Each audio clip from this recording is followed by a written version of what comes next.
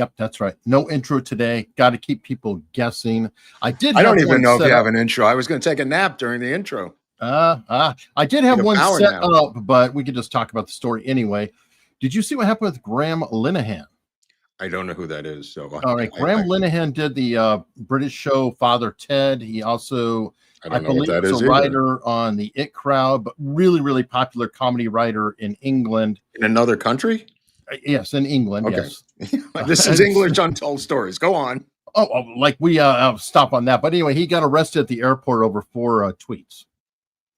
So again, this is a segment, not just him, but in general, Eric's right. We've been covering this stuff because it's so astonishing, so insane, so off the charts that we're just, begging the administration to do something about it because, and there's plenty they could do. I know they got people, these MAGA crazies who are America first, but there's plenty of power that the administration has in foreign affairs. And somebody's got to save the freaking UK, Eric.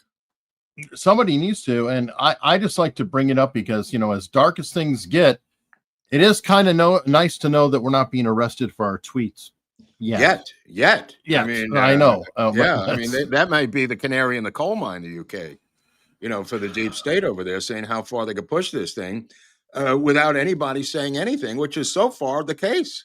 Well, they're not only doing that with the tweets, but they're also essentially very influenced by Sharia law. And when is Sharia law going to become the law of the land over there? I think unofficially it probably already is unofficially, Well, yeah. Because you have these judges letting people out for crimes and things, saying that the Sharia law people will take care of it. You've got two societies, two different justice systems then.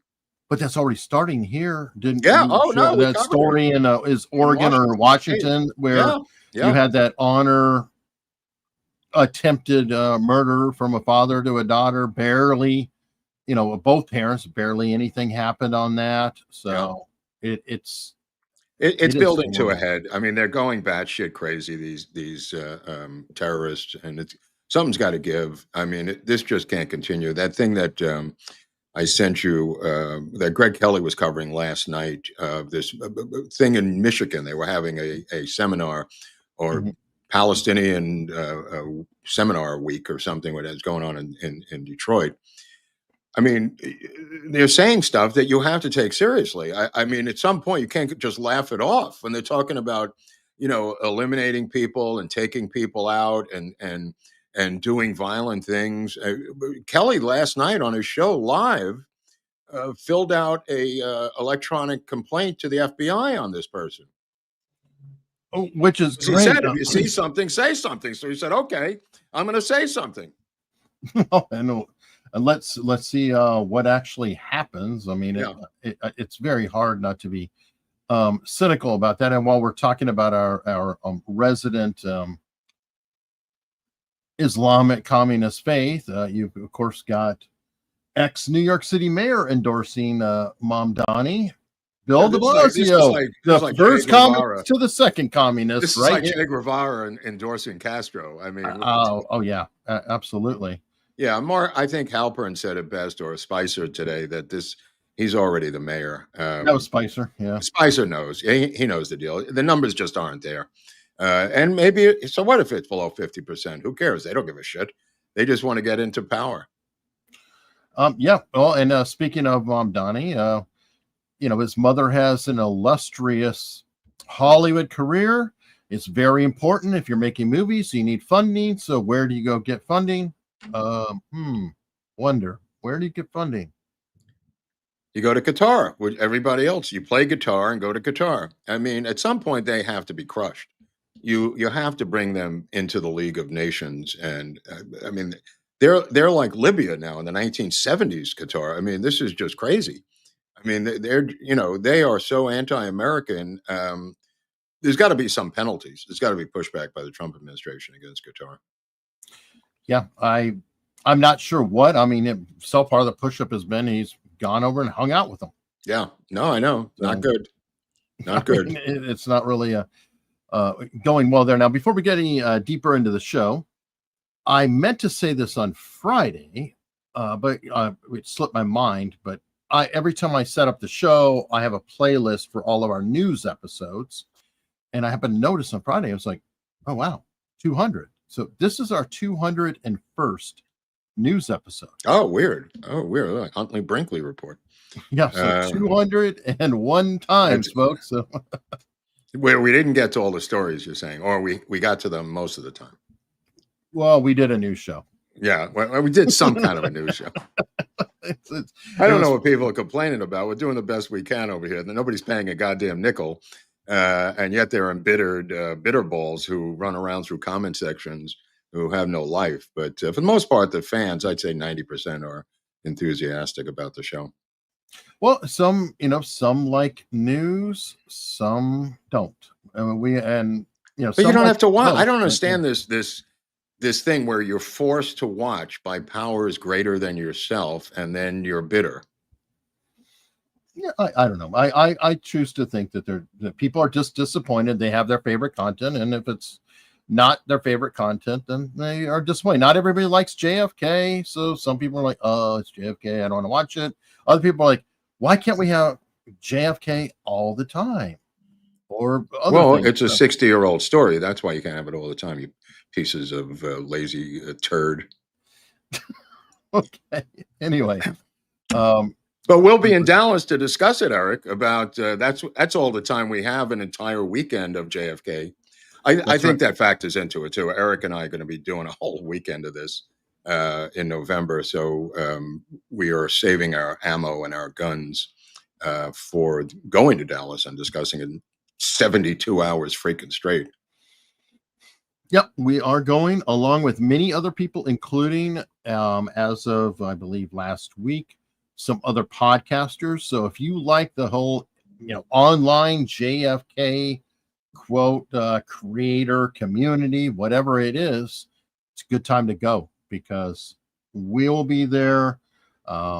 I think it's Solving JFK podcast will be there. There's a couple other. I'm not familiar with all the names. Mark's. Well, that's okay. You don't have to plug other JFK podcasts. It may undermine our business position here.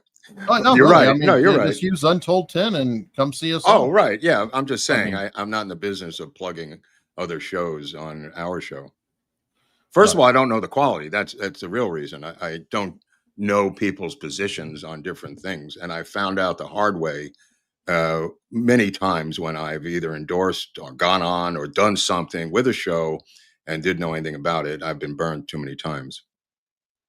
All right. Well, just my personal disasters, but I have to be careful now what you and I endorse because we don't know.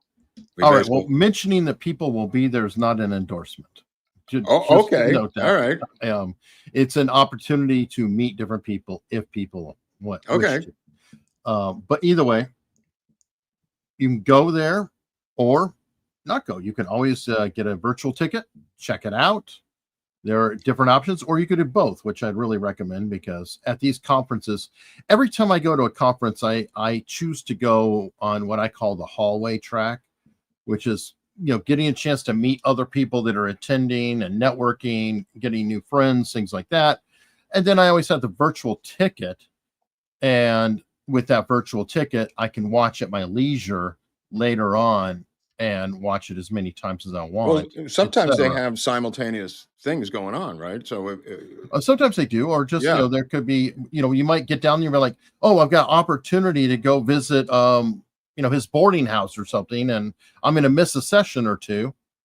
And then you can always have a virtual ticket to help make up for that.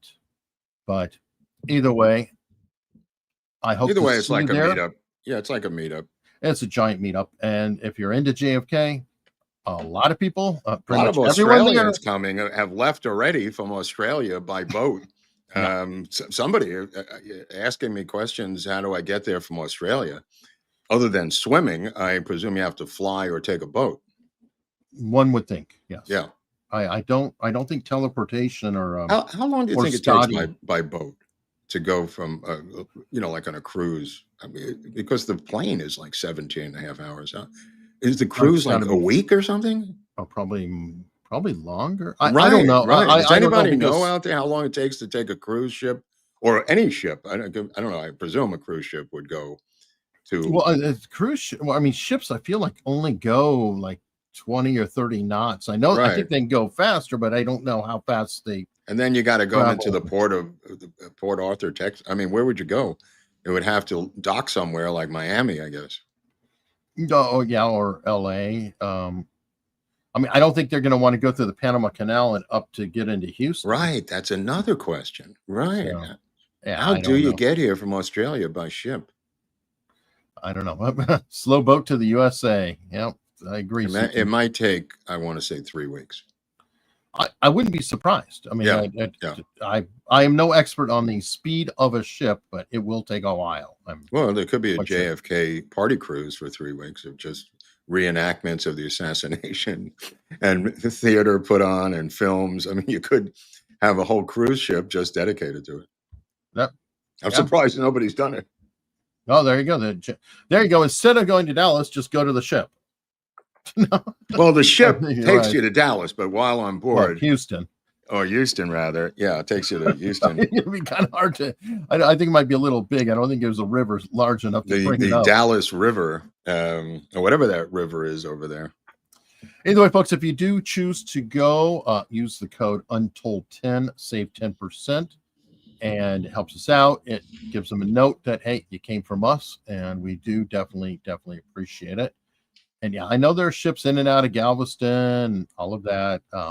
But I've never been on a cruise ship, other than I lived on a cruise ship when I was in Cuba, ironically. But if you need to very quickly to put up an instant barracks and house a bunch of people, turns out a cruise ship is very good for that, because all of a sudden you have all these rooms, and that's what the Army did when we were caring for them. Well, they had a garage at Macy's on Overland here in West LA. There was, one of these stacked garages, and Macy's went out of business because of looting and rioting. So they took the garages and converted them into luxury apartments, oddly enough. And these garages, they're opening this week. So it's in a good area. I mean, it's a commercial area where Macy's used to be, on Overland in West LA. And I said, how much could these apartments be? And it turns out that a studio, this is a converted garage, by the way. The structure of the garage was the outside fabric of the apartments. A studio, if you're looking to get one in West LA, starts at $3,800. Wow. I know. I was shocked. And the mayor, and the reason I'm mentioning is because the mayor was squawking about new housing opportunities that are opening to Los Angelinos. And I thought, who the fuck has $3,800 to pay for a studio apartment?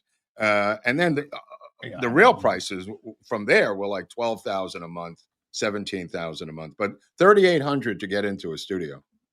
I mean, okay. That seems kind of bonkers. There is no middle area. When they build here, it's always luxury. There is nobody building for the sake of building and losing money on it. So here it is. This used to be, I didn't even know this was being built. I'm very rarely over there. But this used to be the stacked parking for Macy's. No, and now it's these apartments. Yeah, there was West Side Pavilion. I mean, it's an interesting idea, but wow. I mean, it was a dead like mall. An indoor. It's like an indoor park, though. No, I'm just saying it's kind of there's the mall. That's the West Side. That's the West Side Mall. It was dead for a number of years as a mall, but still standing. But still it was open. Right. But nobody went there for anything. And then finally they did this. I mean, depending on the crime situation, there maybe it'll feel safe. You could be. It's never leave the place. No. This is in West LA. This is a safe upscale area. That's why they're getting $3,800 for a studio. It wasn't safe for businesses because they went out of business there. But yeah, I mean, look what they've done, and it's upscale. But there very rarely is any middle class housing or lower. Nothing. It's just this. That's all they ever built. I mean, okay. I'm glad to see something repurposed. Yeah, it's right, sad right. to Yeah, see yeah. malls going under Yeah, I mean, it's better than left and right. demolishing it. They converted it into something. And it could be, it could be kind of cool. What was it like? One of the Trump places in DC, I think, was a post office. That's right. And that got converted. And here in downtown Hampton, our post office was converted. It's a movie studios, and they have it, like set up for different areas where you could shoot. For a while, there was a club in there, and I performed way back in the day when I was like in a band. But I don't know. I mean, it's something different. I will say Well, the that. Beverly Hills Post Office is now a performing arts center, so there is a history of it. Yeah. Oh, and there's another one. We have a National Guard armory, and that got converted into a brewery where they have concerts. So it's kind of big open space, and they could put on shows in there or whatever for kind of touring bands, not national acts, but like regional stronger acts and things like that. There's a firehouse in Silver Lake by me that's a restaurant inside of it now. There we go. A converted firehouse. Yeah, I kind of like that sort of stuff, and it's sort of charm. It's got history there. It's something different, but cool. Main story of the day. We got a couple people who are going through it, but turns out Ilhan Omar has gotten into the Pelosi train. How does this happen? I don't understand. They had like $1,000 to their name last year in assets, 83 or 84. 1,000, and now it's millions. Well, because Mark, I mean, this is totally normal. There's a company, it's a winery. It's called E Street Crew LLC. It just rolls off the tongue here. Yeah. And it was worth between 15,000 and 50,000. Right. And of course, so it went up 35,000% in How value. Is that possible? Right. How is that possible? I don't know. What did she do? Really good wine, Mark. No. I'm serious. I mean, how does it go from there to there? Because this woman and her husband, who is her brother, who she married, if I remember correctly. No, this is a new guy. It's a white guy.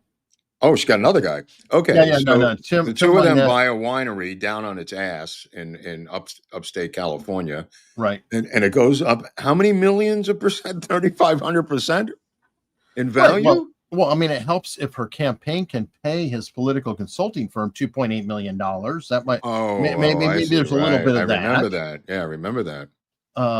And I don't know, but apparently Minette, her husband, I was trying to see if there's a picture of him on hand. There's other headlines that make it sound like he may be a controversial figure. Oh, really? But here's some smiley Tim here. So that's her husband. Oh my God, look at that guy. I mean, you can't do this on that salary. I don't get, I don't understand how it's possible to. Same with Jasmine Crockett, $174,000 salary. She's got 3 luxury homes in the span of 18 months now, valued at $10 million. Well, now in fairness with her, remember, did the expose, and it turns out that she wasn't dead on her ass in her district. Her district was having a really terrible time, very poor district, but she grew up near St. Louis in an upscale neighborhood with a ton of family money. So I don't know if it's her family money that's doing any of that, but sure. Oh, so she's now under investigation. We're going to find out. They're going through. They're going to go through her stuff and get to the bottom of it. And I think transparency for all these people should be mandated by law. I don't think you should be able, and this includes anybody. I don't care who it is, in public service, Eric. I don't disagree. Yeah, I mean, what is so? I mean, they blame Pelosi, but they all do it, and there's got to be some jail time for this stuff. Well, and I think there needs to be something that goes into effect to stop rewarding. People. The incentives are there. Of course, they're going to keep doing it. You should be able to pull away from them. I don't know if there's anything you can do though. because then they'll be like, okay, it'll just be washed through a relative or something like that. I don't know. It's hard. Well, then you look at the relative. You look at the relative and say, look at their taxes. Yeah, I mean, well, if you're going to use an illegal cutout, I mean, then somebody's got to be responsible. Right. I think I don't think there's if they want to say, okay, we're going to put all the money in a 401k, I'm okay with that. So am I, but you can't. Or S&P 500 or something. Yeah. That's no problem.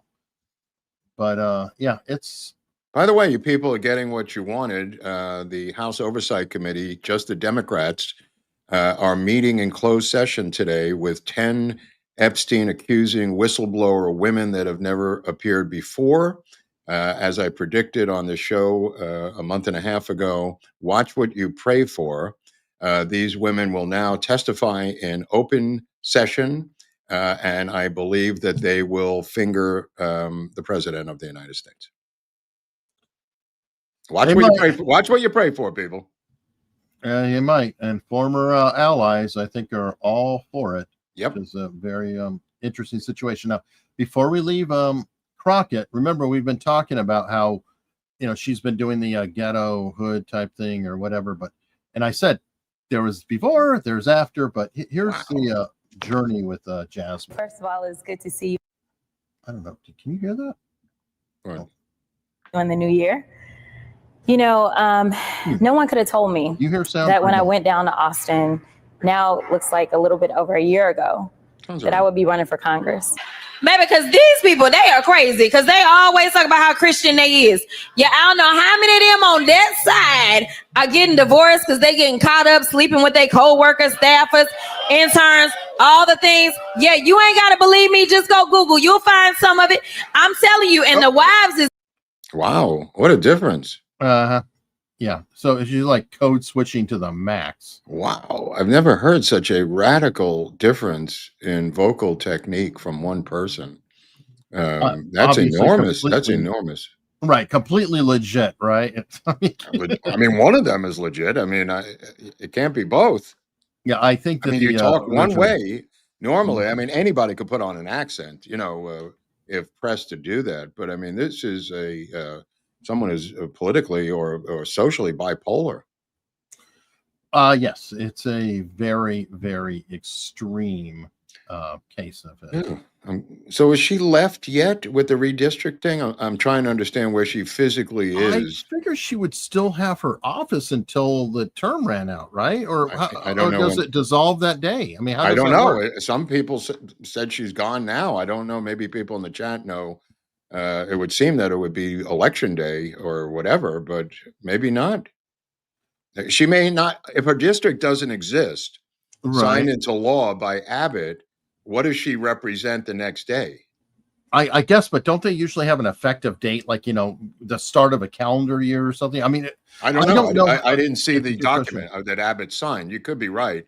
It could be January 1st. It could be September 1st. Yeah, I don't know. I really don't know. I think it would be very weird. I mean, I don't know, so I'm in agreement with you, but I do feel like it would be weird to have all of a sudden, well, it's Friday, so Monday you're out. Right. It's probably the end of the year. Now we picked up 3 other seats. How are you going to fill those slots? It's like, well, did you see Dan? I mean, Dan's predicting 12 or 13 swinging. I did not see this coming in a million years. We may, or the people on the Republican side may pick up 12 to 13 seats once all the redistricting is done in multiple states. The California war has already started on TV and also on Mark Halpern's show. The ads have been running all morning on his show about the ballot initiative to temporarily suspend. This wording is brilliant. They want to temporarily suspend the completely independent commission on redistricting that's been in charge of redistricting for 15 years by a ballot initiative that won overwhelmingly 15 years ago. He wants to temporarily suspend the independent commission and then restore it after he alters the redistricting of the entire state. It's staggering the pretzel linguistics that he's putting himself through, Newsom, regarding redistricting here. And Dan and Mark and also Sean Spicer on two-way all agreed that the ballot initiative is not going to pass. Oh yeah, it's dead. I don't know if it's dead, but it's ahead in the polling right now. Well, that's true. But I will say that they were very firm on it. They were like, no. Right, no, in their opinion, but I'm saying in the polling right now, it's leading by 46% to about 36%, and the money is just starting to flow this week because it's after Labor Day. Well, it's a short campaign, Eric. It goes just till November 5th. It may go through. My worry would be that it's only the hardcores that tend to vote in these off years, and that's going to be all the activists who not only that you can flood the mail-in ballots and then steal them like they do and take them out to San Bernardino in a garage, which is their usual motive, especially for intra-party stuff. I mean, there's no downside for them doing this in California. You know what I mean? Because nobody's watching them regarding this particular election for the ballot thing. That's true, and the people who are in charge of it might be living in a Macy's garage soon. Yeah, $3,800 for a studio. I don't know. All right. Well, we're on okay. This is kind of an odd story, but a garbage bag flying out the window of the. You want to explain this? What is going on here? I don't know how to explain it because the mystery thickens. It looked to me like somebody just threw something out the window, and apparently somebody from the White House had said that they were doing renovations or something, and a contractor tossed something, which would be totally that'd be totally normal. Yeah. Except there's this other guy who said it's not even possible. It must be AI. Oh. And that's this guy here. Video that is circulating online now of the White House, where a window is open to the residents upstairs, and somebody is throwing a big bag out the window. Have you seen this? No, that's probably AI. Wow. So actually, you can't open the windows. You know why? They're all heavily armored and bulletproof. So that's a fake video. Well, that would be helpful based on the new sniper report that came out. I don't know if you saw the sniper report. Unbelievable inefficiency by the snipers, failing every single test, daytime test, nighttime test, 17% proficiency. This is the presidential rooftop sniper team. They have failed almost every. This one here, unqualified Secret Service protect the president. Inspector General report came out today. If you scroll down and you see the numbers of how many times they failed their own testing, it is the most terrifying numbers I've ever seen in my life, Eric. Apparently, they have 73% below the necessary levels to meet the requirements. 17% have met the sniper requirements for protecting the president of the United States. I mean, if anybody, this is the most shocking thing I've learned so far since the assassination attempt, Eric. It is odd. I mean, these guys all get Maggie's drawers like Oswald did in the Marines. Yeah. Okay. I don't know what to say. I'm not a sniper. I'm not a gun person, but that number is terrifying. Terrifying. What are they doing up there? Is it just show and tell? It must be a residual effect of DEI, maybe the military and the attitudes of, I believe, woke culture, in my opinion. And maybe it'll get resolved because, for example, the military numbers have gone through the roof in terms of recruitment, getting people in. The military is doing great with their numbers, so maybe there's more qualified people, and maybe the problem will correct itself. Well, how many snipers don't grow on trees? I mean, this thing is a special science. I mean, a niche. Yes and no. I mean, whether they're a good shot, if they're a good shot, they're a good shot, and they can get the further training. And there are a lot of snipers in the military. That's a really good place to recruit. Also, the police and things of that sort. So what I'm saying is that if you're having higher qualified people in the military and the numbers are up, then the odds are better you might be able to pull some people from there. Well, they better do something because this thing's out of control. I mean, they need snipers to guard this guy, and apparently, we didn't even know these numbers existed. They were so low. Now, what about this woman? I sent you a thing about this. I don't even know who this woman was, but she repeatedly threatened the president online in D.C. and went before a grand jury like the hoagie throwing Department of Justice employee who threw the hoagie.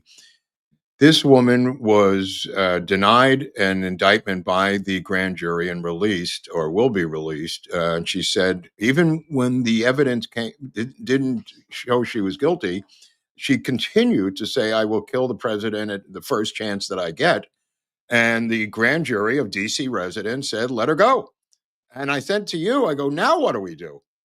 I mean, they did their job. The FBI, Secret Service picked her up. She's not a psycho. She's not a homeless person. She said she's quite willing to give up her life to kill the president. And that sounds like a psycho to me. But well, you're not a psychiatrist. You're not a psychiatrist, though. Well, I'm not using psycho as a medical definition. Oh, but I'm saying, what difference does it make? The Secret Service and FBI show up. She's making these threats, continues to make the threats, even after the grand jury refused to indict her. Now what? Now what? Like, where do you go from here? I mean, if DC is a separate nation state when it comes to judicial stuff, how do you navigate within that DC framework, Eric? Good question. I don't know. Right. I'm get better snipers. Well, the sniper thing's a separate issue, but they sort of go together like peanut butter and jelly, because you've got this woman threatening to, kill the guy, and you can just say, well, she's a psycho. Like every assassin is not a psycho. And the grand jury says, yeah, we'd like to kill the president too, so let her go.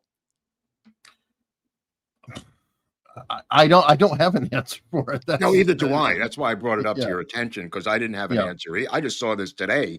I didn't have an answer to it either, and I was kind of astonished. I mean, this used to be, a fallback where you could pick them up and you couldn't even say stuff online that you were mockingly going to do it.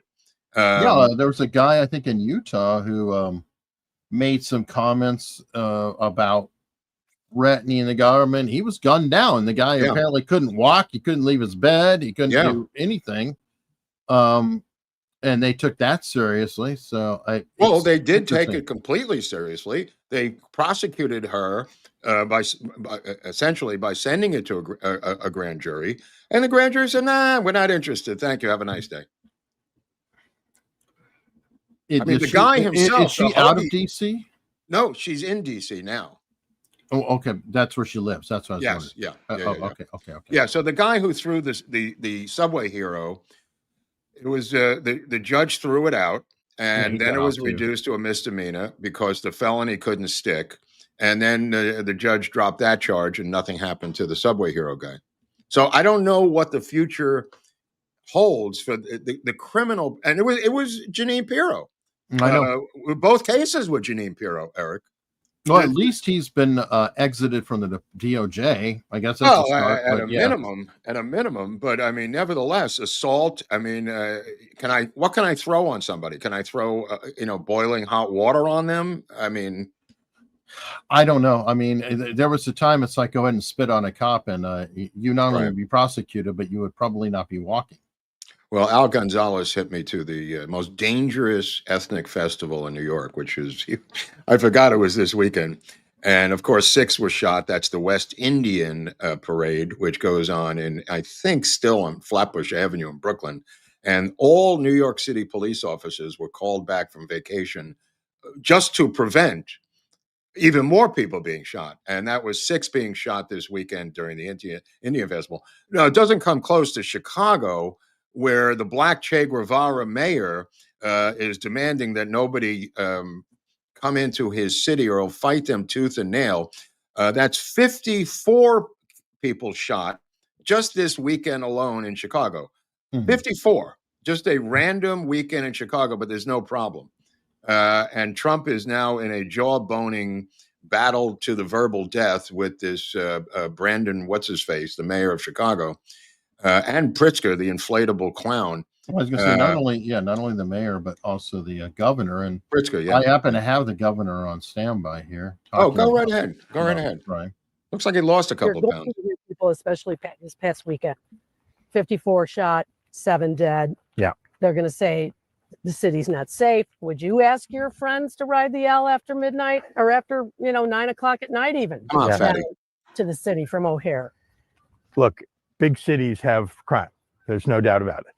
But let's just pay attention to what President Trump is doing targeting Chicago. He's overlooking red states that have much higher crime rates. Look how he deflected that, Eric. Look how he. I love the casualness. Big cities have crime. Tough big shit. Cities have crime. They'll die. Okay, who cares? The 54 shot.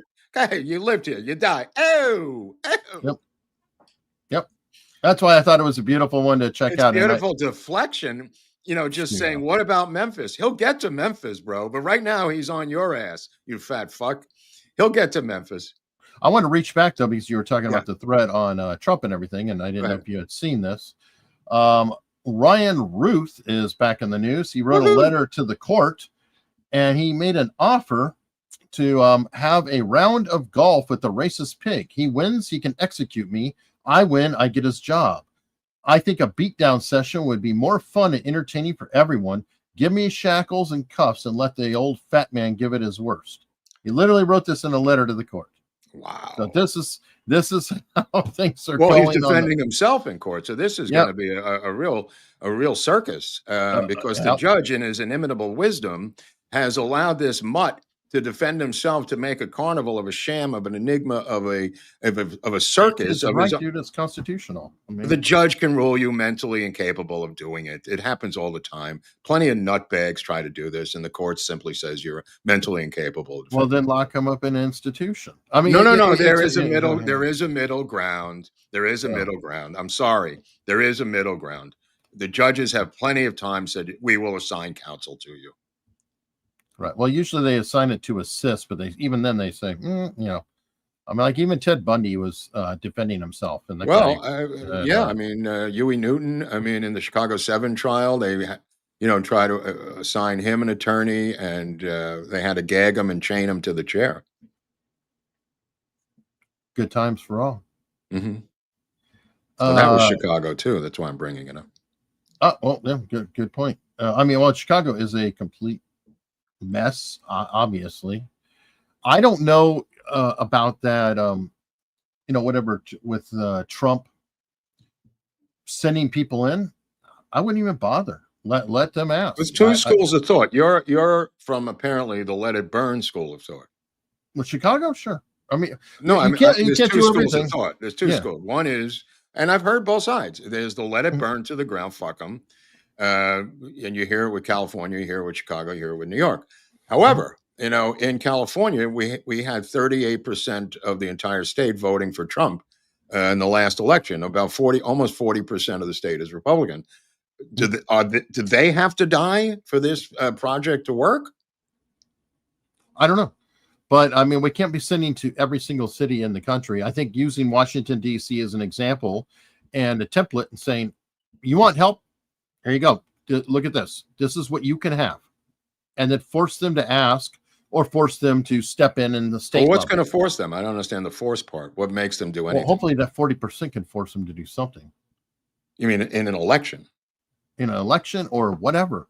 Or harass them enough or anything else. I mean, Mark, how many cities are in the United States and how many if you pick out the top 10, you pick out the top 10 crime cities, you send in the United States Army and the National Guard and these other forces like they did in DC that you can control.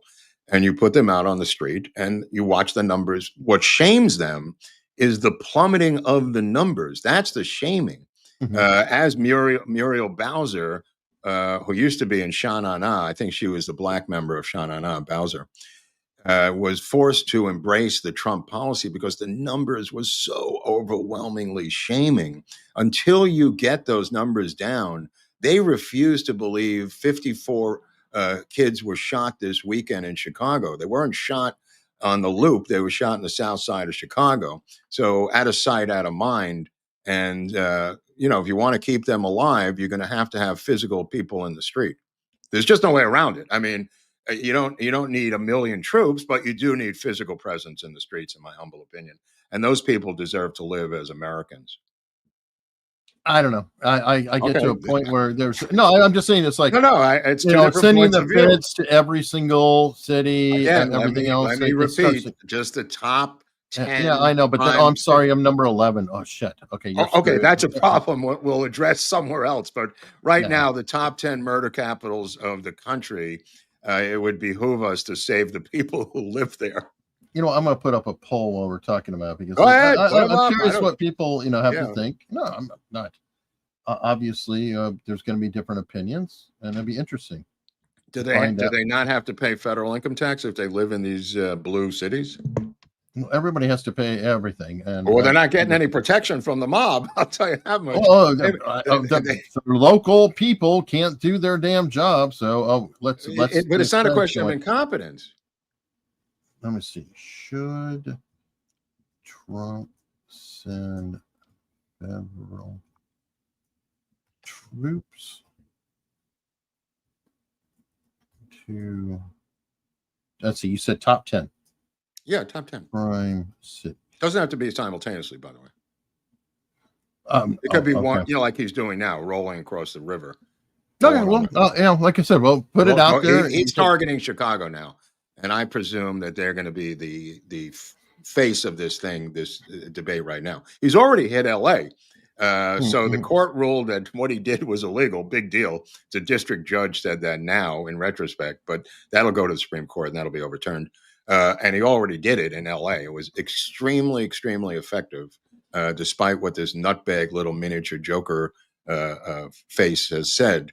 It really was effective to have them there protecting those buildings. Oh, I agree. Pew Pew, of course you can vote. Pew Pew asked if you could vote. It's in the chat. Well, he's not an American, so I don't know. Oh, I don't care. It's an opinion. It's not like this is I mean, it's not like we have a say either. No, the longer you keep the story alive, the more benefit it is to the Trump administration.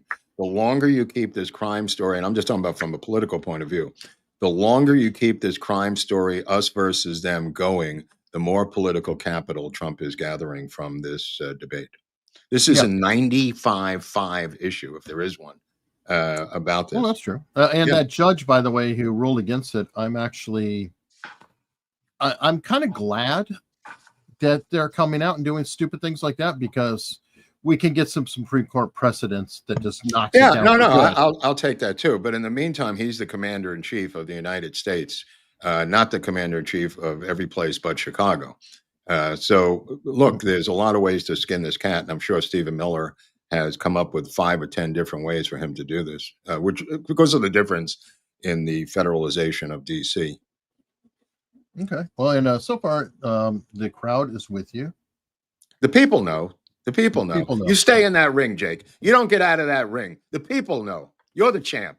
You stay in that ring, Jake. What do I got to do to beat this guy? What do I got to do, Joey?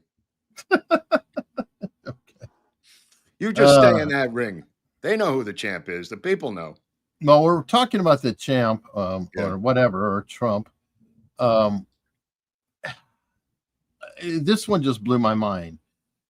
Because Trump did not show up on the camera for a couple days. He finally, we're 200 and some odd days into his presidency. He's finally taken a bit of a break, gone golfing a few times, whatever. Right. The rumor went around with idiots like Keith Olbermann talking about he can't be away from a camera for 5 days. You know that he's sick. You know he's dead. He's got a stroke, and they're showing pictures of swollen ankles and all this stuff. So this is his response about the rumors that he's dead. Something completely different, but about a big viral social media trend over the weekend. How did you find out over the weekend that you were dead? You see that? No. People didn't see you for a couple of days. 1.3 million user engagements as of Saturday morning about your demise. Really? You didn't see that? I have heard, it's sort of crazy, but last week I did numerous news conferences, all successful. They went very well, like this is going very well. And then I didn't do any for 2 days, and they said, there must be something wrong with him. Biden wouldn't do him for months. You wouldn't see him. And nobody ever said there was ever anything wrong with him. And we know he wasn't in the greatest of shape. No, I heard that. I get reports. Now, you knew I did an interview that lasted for about an hour and a half with somebody, and everybody saw that was on one of your competitors. Something completely different. Well, to answer your question, I mean, Dan answered it, the Democratic operative on two-way with Mark Halpern and Sean Spicer. Dan answered that question in response to Mark Halpern and Sean Spicer, saying it was an orchestrated campaign by the Democrats in response to Obama's birth certificate and also to the attacks on Biden's mental health. This was not a rumor. This was orchestrated. This was on CNN. This was done by, and he bragged about it. He said, we've learned from the Republicans on how to do this. And Halpern and Spicer were kind of aghast that he was saying this. I couldn't believe he was even saying it today. Well, I agree. And Scott Jennings is talking about it too. Oh, cool. You had an opportunity to ask the president today about this, and you did not. Why? Well, because when he got on the phone and sounded very much alive, I thought it would sound kind of stupid, frankly, to ask an alive person if they were dead. But I'll tell you who is a complete piece of shit. I'm going to tell you right now. There have been a lot of swear words. Tim Walz, okay, the governor of Minnesota, holding up a phone in front of a rally saying, well, we thought we were going to wake up and find out the president had died. Someday it'll happen. Someday it'll happen. I used to say he was the biggest buffoon in American politics, but it's worse now. By the way, he is not going to run for re-election, from what my sources tell me up in Minnesota, because the state is in such bad shape that it would interfere with his presidential ambitions for 2028. So he is going to take the next 2 years off and do a Newsom where he... Oh, please. please. No, I swear to God. He's going to do full-on Newsom, who has gone completely off the rails in the past 3 weeks, every single day having press conferences, acting like his version of Trump, whatever he believes Trump actually is. So now Tim Walz is going to do the same thing. So they're not bogged down by actually governing a shithole state like California and Minnesota. Well, you know what? I'm going to agree with Sean Spicer on the topic. And when they asked him about that before, your thoughts on Tim Walz, he said, where do I send the money? Right. Oh, yeah, that was a good one. That was a good one. Yeah, I hope that's a good segue into. Yeah, I saw this last night. Go ahead. All right. Well, this is interesting. Newsom, we both in our agreement that he's up there. I said the AOC even in the polling now today they revealed. Yeah, go ahead. Okay. Well, and I had said that don't rule AOC out. She's in there too, and it looks like she's in there too. As we were saying, then you have Kamala, who just by default is going to be in there, but I don't think she'd go anywhere. I think she'll drop out before nothing. Okay. Wes Moore. I actually have a story on Wes Moore. Who is Wes Moore, by the way? He is the governor of Maryland. And you know what a fine state Maryland is. He's a man from Maryland. Yeah, he is a true Maryland man. Yeah. And I've got to find that story, but anyway, we'll keep talking about the others. Whitmer. I love how Buttigieg doesn't have a first name. That was my favorite part of the story. No. It just says Buttigieg. He doesn't have, they don't even put Pete up. Oh, well. Dan said something interesting. Dan, his take was on number 8 as being the front runner, and that was Josh Shapiro. They've been floating Josh Shapiro around for a while. I don't know that he would get it because I think he might be a little too Jewish for the Democrats. You think? How about if he changes his name? He changes his name from Josh Shapiro to, I recommend, Josh Greenberg. That might help. Okay. See if that helps him. But I'm sticking with number 1 until he's dethroned. I mean, the fat guy at number 5 doesn't have a chance in hell, even though he's loaded for bear financially. I think he's the heir to the Hilton fortune or Marriott or some hotel chain. He might be like the Bloomberg in this round. He seems like Bloomberg had all the money and it was pumping in all the money, but never went anywhere. He won Guam, I think, Bloomberg in the primaries. He did win either Guam or American Samoa, if my memory serves me well. Whitmer, I mean, these are vice presidential possibilities. Whitmer, Pete Buttigieg has VP written all over him. Murphy, I don't know what to make of Murphy, and Andy Basehair. That's not going to cut it. Actually, Buttigieg would be a fine vice president because you want to have we'll say impeachment insurance. Where the guy behind is worse than who's in there, so that's who you want to pick. Except he polls at 0 in the African American community, which is pretty low. 0. Nobody wants him. That's the point. It's just like Kamala was at 0 when she got picked. Remember, she was the first one out. Newsom, because of the amount of money that comes out of Hollywood, as Mark was, I don't know why Mark still thinks he's not going to be the guy, but Dan was saying on two-way that this is their money base out here. Whoever controls California in terms of Democratic primaries controls the fate of the Democratic Party, because this is where the money is, Eric. I mean, it's just a fact. They're not going to give it to Gretchen Whitmer out of Michigan. They're going to give it to their favorite son.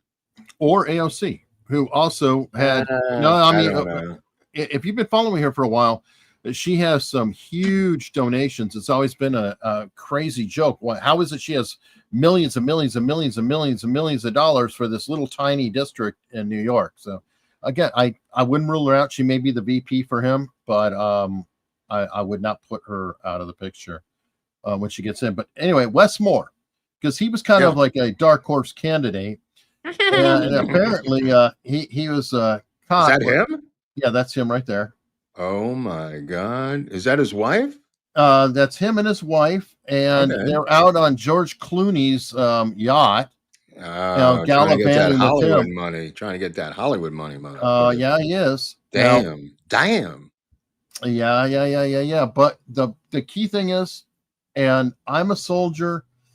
It might not be a big deal to you, but I take this shit personally. Really?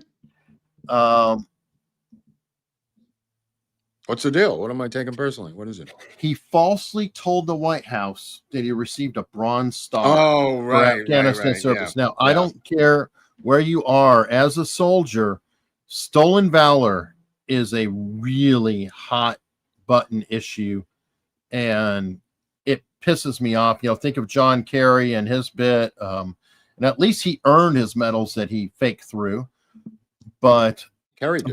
By the way, there's a story on that. I interviewed John Kiriakou, who worked for John Kerry, and he talked about when he went to a report, to John Kerry, and he was talking to him, interviewing, whatever. In John Kerry's office is a black, like a box with all of his medals. And he goes to another guy, right? Those were some other medals he threw over the fence. Yeah, he went to the PX that morning, bought the medals, and threw them over the fence. Yeah, I remember that as if it was yesterday. So, but he had that long chin. I don't think he could win with that chin. Well, I always thought he looked like one of the trees in Lord of the Rings. It could be. It could be the model for one of the trees. Good point. And then Teresa Hines was a fall down drunk, and working with that other guy who was the Shrum. I think, who was the Democratic operative. Both of them David were Shrum? No, not David Shrum. Strauss, I forget the guy's name.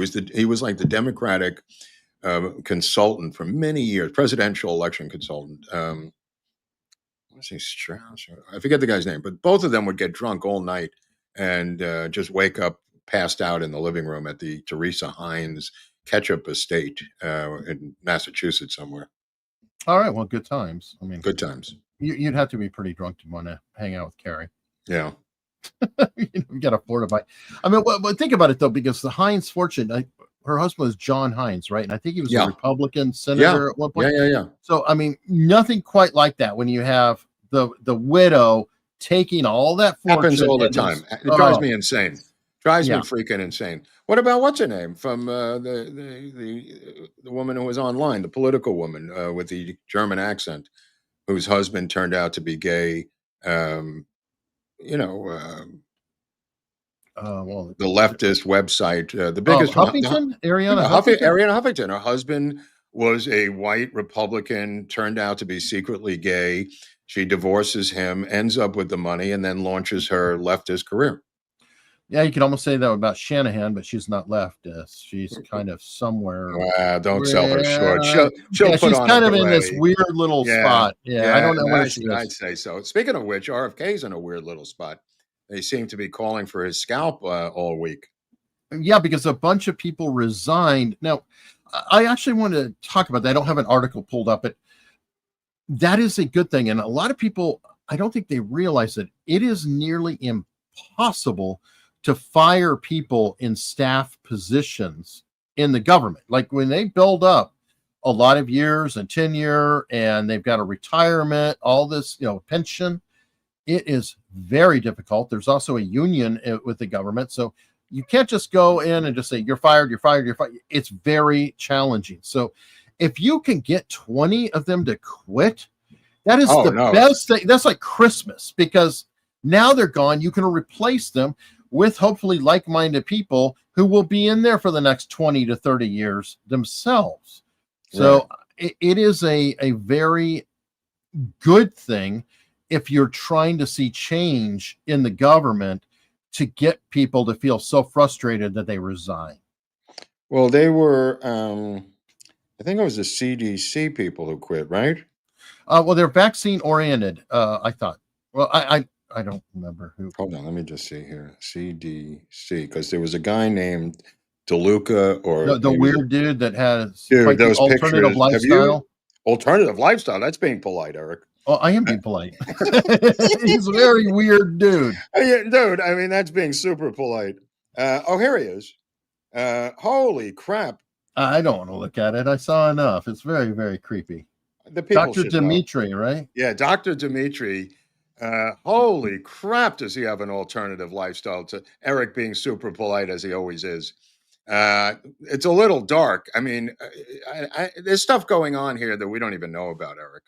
All right. Well, I'm going to take a Is there any photo you have? I'll take a light one. This is a light one. Okay. Oh, yeah. That is one of his light ones. He has a pentagram tattooed on his chest, and then he wears this head rig, and obviously he's into bondage and dominating. But he was a guy who it was a gay festival, a pride festival, and he was being interviewed. And he said that people should not fear AIDS, because if you get tested over and over again, there should be no fear of AIDS, even though it's killed millions and millions of people.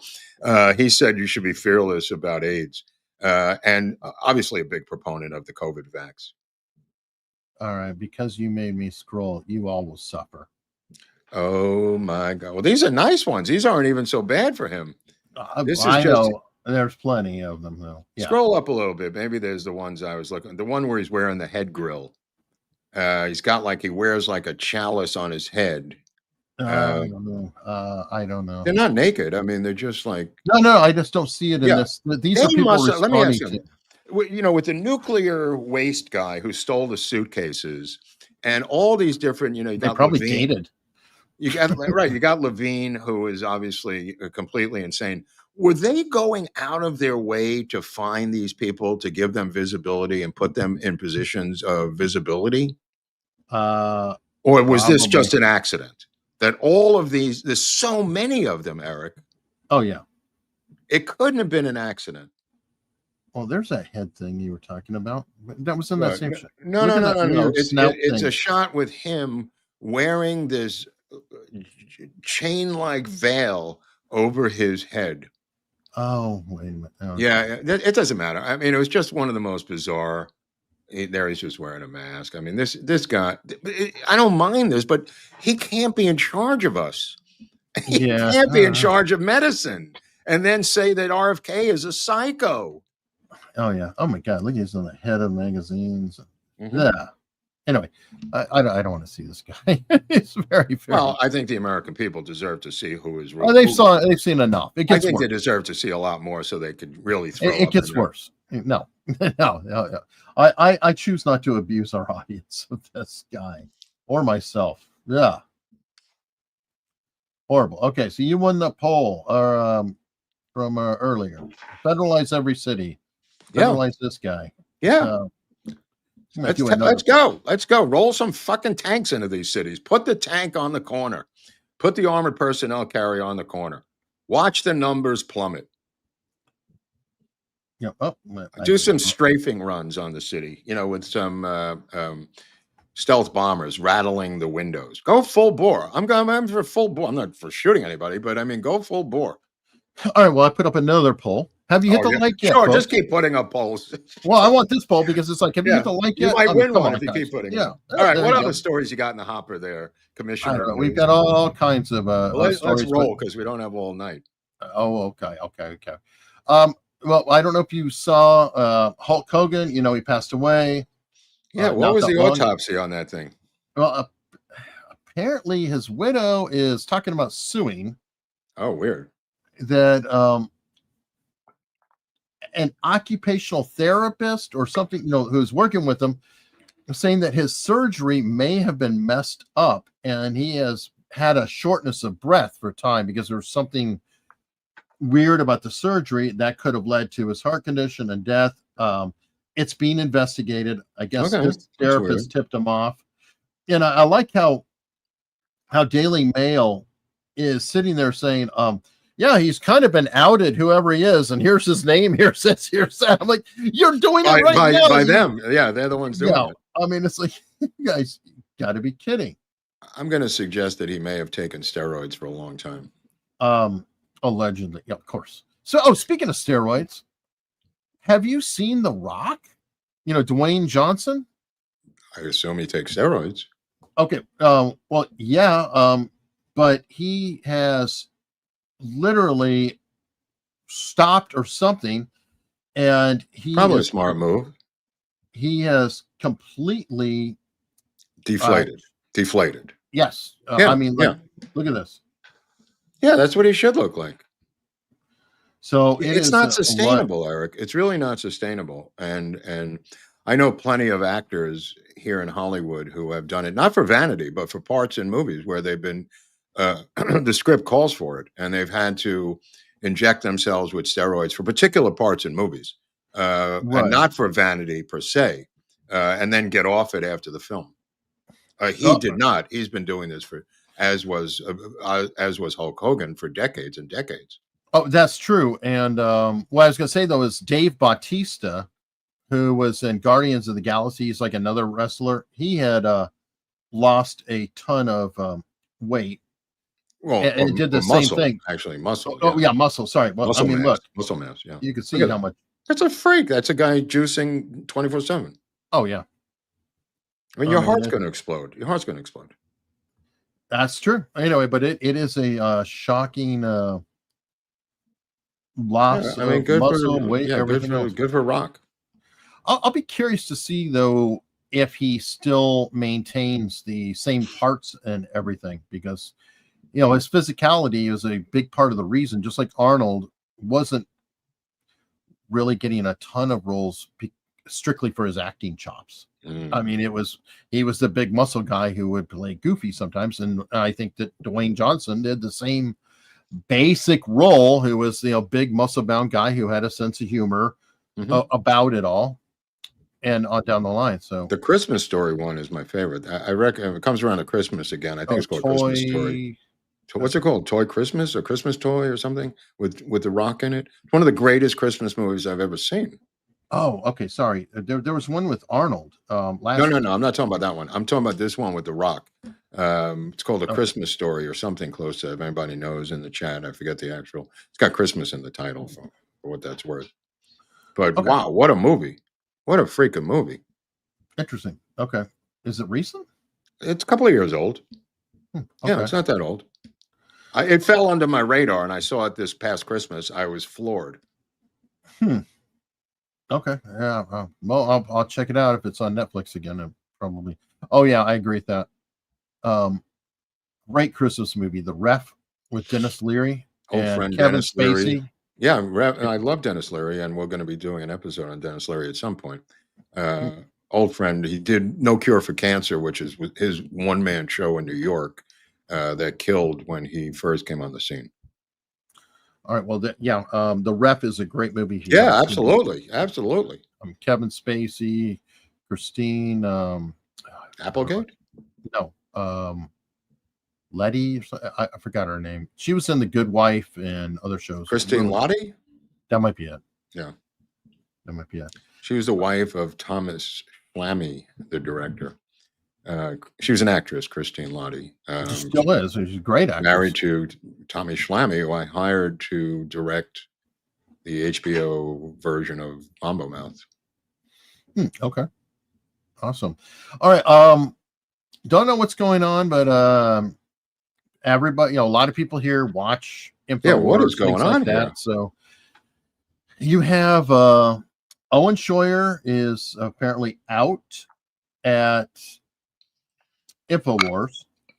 He released or he did a 5-hour bit talking about why he was leaving. I've got the basic high points here. And let me switch this over, share this tab. Boom. All right. Perfectly clear to Alex an hour ago. Now, I wanted to meet with Alex in the office tomorrow, and I told him that. I told him that last week after I left the studio. He texted me, and I said, Alex, let's talk next week. I said, I don't want to talk about it now. I'm done for the week. Let's talk next week. We communicated a little over the weekend, and then today I said, let's meet.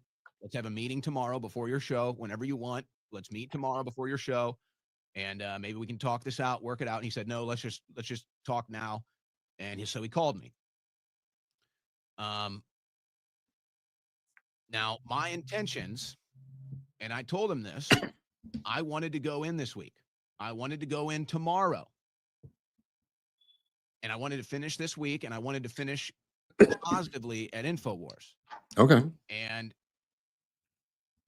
I even said if he wanted me to kind of stick around like a satellite to go down with the ship, that I'd be willing to play some sort of a satellite role to go down with the ship. I thought that was an interesting thing about going down with the ship. It's like, is it going down? I thought they had worked through a lot of that. Maybe they ran out of money. Maybe he doesn't have the money to pay him. Maybe, and I guess there was a claim that he hasn't gotten a raise since 2018, and he was upset about that. Okay. Well, he's got enough followers where he could do his own thing, right, Eric? He does.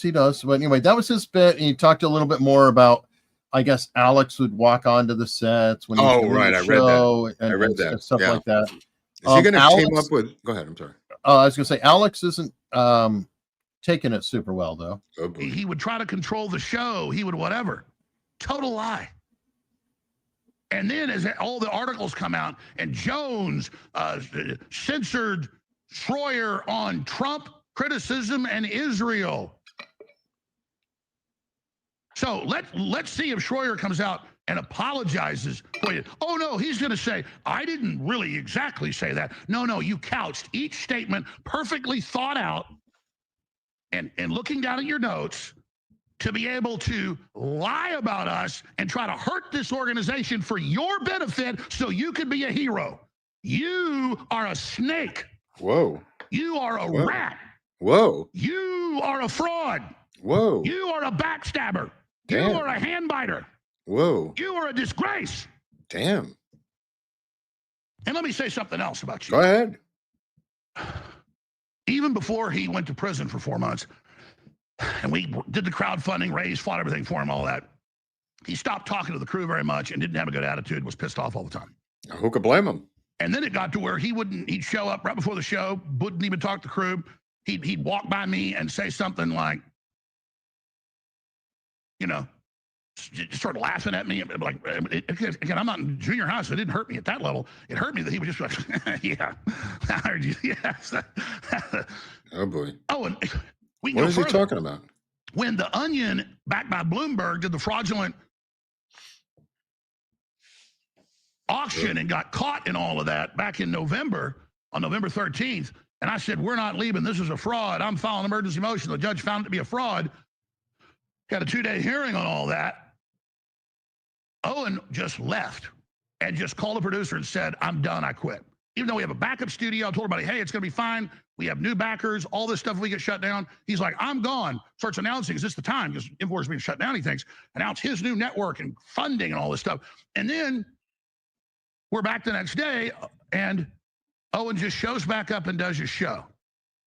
I'm a little confused as to this internal bickering. What the it's I mean, it's obviously something went down and they're displaying it. He's not really explaining it other than his attitude was bad. That's what my takeaway from that segment was. Yeah, I'm not sure. I mean, but the guy went to prison. I would have a bad attitude too if I had to go to prison. I'm not defending Schroyer. I'm not defending either one of these guys. Yeah, but you don't know what happened or what? You do? No, I mean, I literally don't know what happened. One person saying one thing, one person saying another thing. They have a conflict there. I don't really feel qualified to take a side when I don't really watch it that much. I don't know if you're watching all the time, but I don't watch InfoWars a lot, so I don't know. I don't watch it because he starts screaming about Israel and Netanyahu. It's hard to watch. Right. Well, anyway, apparently.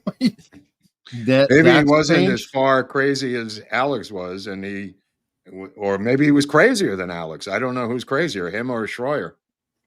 I'm not sure, but I got the impression that he was claiming that Alex was saying that he was too anti-Trump and too anti-Israel.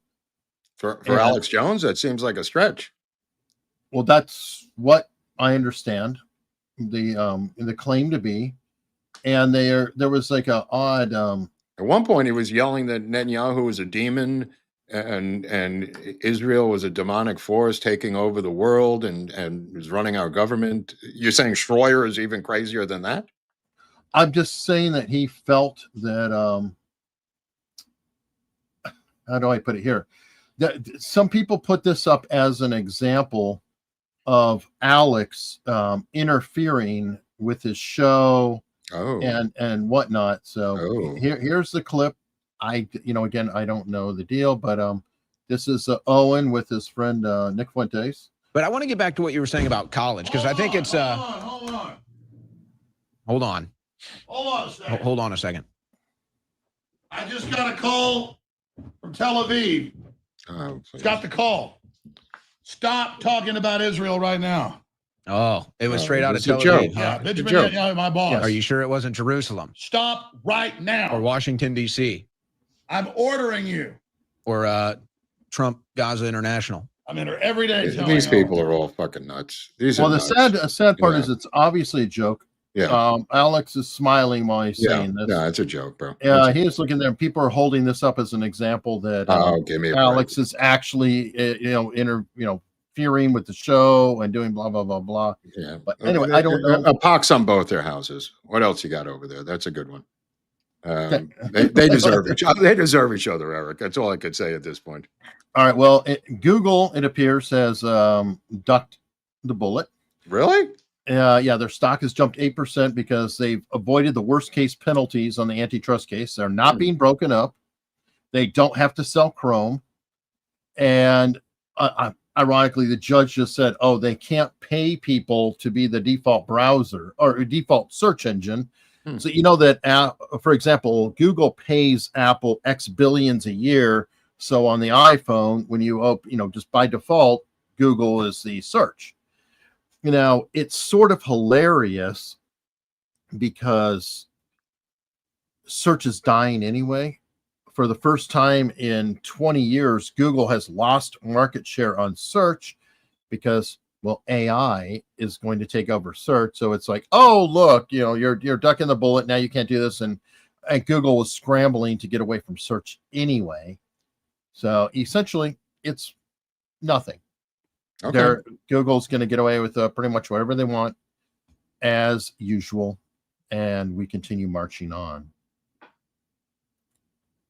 So I didn't know if you were interested in the update. No, I don't. I don't know enough to talk about it intelligently. That's all. Okay. Well, bottom line, Google is being sued for antitrust violations. That we knew. Yeah. Pretty much were found to be doing it. And now they're just saying, bad boys, stop it. Were they being sued by like 30 attorney generals? Yeah, well, and the DOJ. So all of them lost? All these attorney generals and the DOJ lost? Essentially, I didn't hear this. I didn't hear this news, but I mean, It's a pretty big story. They're going to meet September 10th for the final judgment, but yeah, I mean, plaintiffs overreached for seeking forced divestiture of these key assets. Weird. So they were found to be holding an illegal monopoly. Mm-hmm. Doesn't that mean something or no? It just means tough shit. So really? Wow. I'm going to have to look into this. Yeah, I said Judge Amit Mehta ruled against the most severe consequences that were proposed by the Department of Justice, including the forced sale of Google's Chrome browser, which provides data that helps its advertising business deliver targeted ads. Maybe they own that judge. Maybe that's a Google judge. Maybe. Quote, Google will not be required to divest Chrome, nor will the court include a contingent divestiture of the Android operating system in the final judgment, the decision stated. Plaintiffs overreached in seeking forced divestiture of these key assets, which Google did not use to effect any illegal restraints. So she says. Yeah, I don't know if it's she or he. Yeah, well, it's hard to tell with that name. There was one judge yesterday who ruled against Trump named Sparkle Vinjalamahan, but her first name was Sparkle, which I've never heard for a judge before. That's new. Yeah. I mean, okay. Congratulations, whatever. Let me see. Anyway, so that's what's going on with Google. Wow. And they're essentially sliding through, which is not completely surprising. Howard Stern in the news. You're going to have one of his people on, I think, in a week, right? Week from Wednesday. Yeah, Jackie the Joke Man next Wednesday. Well, he'll be there right in time for Stern's return. I like these headlines here where you look at the headlines like Howard Stern's controversial comeback canceled. Shock jock won't return after summer break following family tragedy. Well, turns out he's not going to go to work today. Right. He's going to go to work next Monday. Oh, what a weird clickbait headline. Yeah, well, Daily Mail. Did somebody pass away in his family or something? Well, his mother apparently is having health issues. She is 90. She must be 100. How old? Yeah, she's 98 in October. Yeah, so it's like, well, it does happen. She may die. She may actually die. She may. I mean, I started to go through the Stern stuff that I have, these recordings, because of Jackie, also the Kinnison show tomorrow. I'm listening to Sam, and holy crap, was this? First of all, I forgot how funny it was and how edgy it was. You know what I mean? And this is from 89, 90-ish, Eric. Wow. I mean, it's crazy. It's crazy radio for sure. No, Sam wasn't known for his mellow. No, I know. If I recall. But yeah, I'm going to play some clips tomorrow from my own collection, which I think I can get away with because they're my own recordings. But we'll see. Yeah, I mean, if they're not recorded elsewhere, it's hard to copyright claim them. Yeah, I know. I don't think they are. They're just random shows from the 80s. They're not on an album or anything. Yeah, I don't know. It'll be interesting. Now everybody, you know what? You were recording those in the 80s. Think of what we have now where they have like Faraday bags at comic performances. Like every time Joe Rogan performed. Everybody has to turn in their cell phone because now you've got video of them up on stage, which I can understand the comedians saying they don't want it because their act gets burned.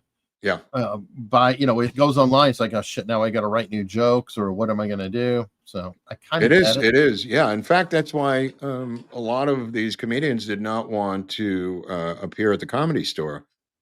Because especially people like Freddie Prinze, Robin Williams, and others who were saying they're going to see my act for $10 and I'm performing at the LA Civic Center for $65 in concert. I don't want to undermine my own performance. They didn't want to perform there. In fairness, though, a lot of them didn't want Robin Williams to see their act either. Well, that's true too. But there is a time when Robin and Sam Kinison combine into a comedy duo at the Comedy Store together, which nobody knows about. They work together as a duo. Right. And then Sam, he co-signs the lease on Sam's house in the hills, and of course, they did a lot of drugs together, which we'll get into. I mean, a lot of drugs. So and Robin was already a big star at this point, and Sam was not. But nevertheless, they seem to have bonded over drugs, probably. Over drugs, yeah, no, absolutely. Sam was the doorman at the comedy store, Mitzi Shore's comedy club here on Sunset. That's a legitimate path for comedians, isn't it? Yeah, he was a doorman for 4 years. He was forced to do it, and he'd break into the office. We'll get into it tomorrow, but he would break into the office, steal tickets, and then sell them on Sunset, and keep the money. And then they would take him and Carl LeBove would take someone to their seat and come back with cash, making believe they were tipped by the person who brought them to the seat, to show the person who they were showing to the seat that they had to tip them for showing them to their seat. I mean, they had all these scams they were doing, but one of my favorite was Sam is playing on the porch of Mitzi's house, which was right above the store. All the comics lived in the house, and he's gone electric, and he's playing on the porch of the house on Crest Hill, Eric. And the police are forced to show up, and he's playing on the porch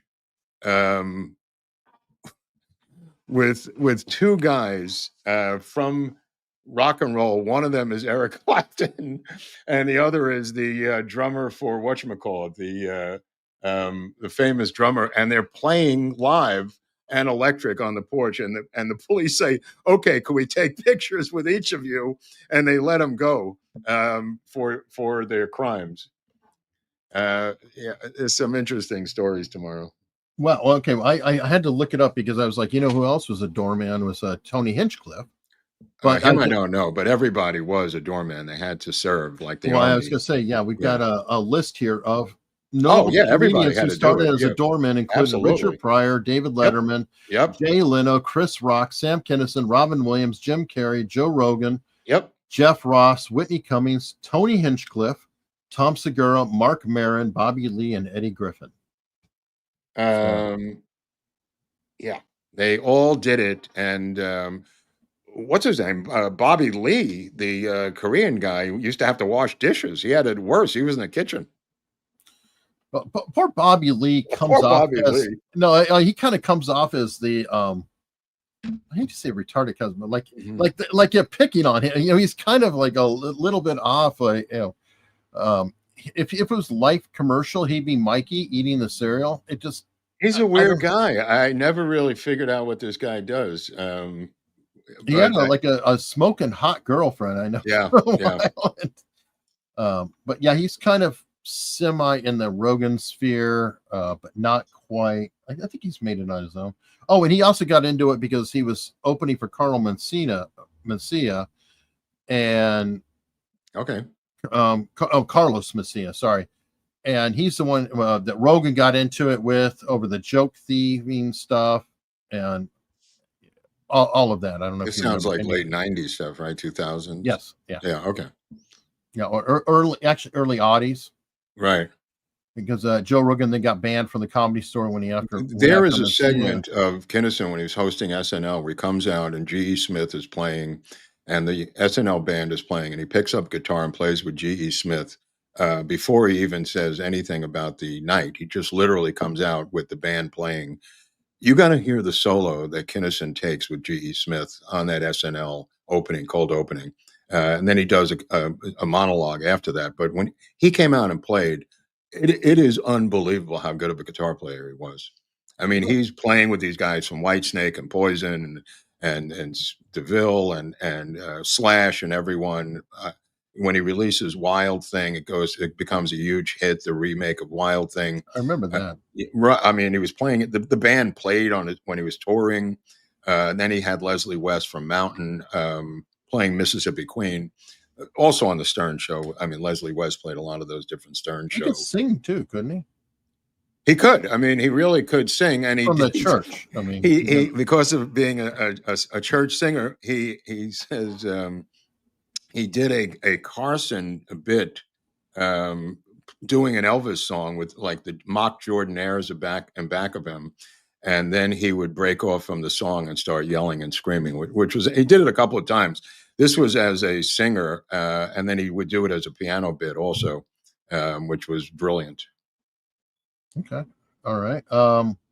While we're in the pop culture and talking drugs and comedy, what do you got?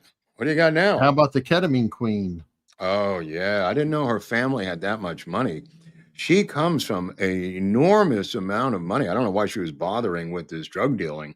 British multi-millionaire grandparents gave her everything. Apparently, they didn't give her enough because she's now going to federal prison for being the ketamine queen that supplied ketamine. I wonder if that's how she got her connections to sell them the ketamine. Is if she had she was just part. She was just, right. She was just part of the social scene. Yeah, that eventually did happen. This wasn't a financial thing for her. She was just part of the social scene in L.A. and was able to party with these wealthy people and jet set and private jet around the world and everything else. I mean, this is a bizarre drug dealing story, Eric. This is not your, and she will be doing a substantial amount of time. The doctors flipped on her. The two doctors, they rolled the two doctors, and then I think that she is next on the list. Is why she's in the news. Yeah, well, she's sold to somebody that people care about, I guess. That's the bottom line, right? Who then died. Yeah. Who then died, yeah. Yeah. Which is sad. But that was her clientele, was people that people cared about. Well, that's why I said that if she was she was already, that could be the way she met with all of them, and I'm sure they felt very comfortable buying from her because she's a socialite in the crowd or what have you. I don't know. Yeah, there was a Jim Irsay story out of Indianapolis that he was taking ketamine from Yeah, I was just saying but it wasn't through her. It was through a doctor who was prescribing it for him, which is even more bizarre. They seem to be prescribing ketamine a lot. I mean, I'm not into. I just read a lot about it. It's a new, it's a new depression. PTSD. That seems to be the pathway. They say that somebody will have PTSD, so then ketamine gets prescribed, and mushrooms, and Phil Collins was the guy I was thinking of with Clapton and Sam Kinison on the porch.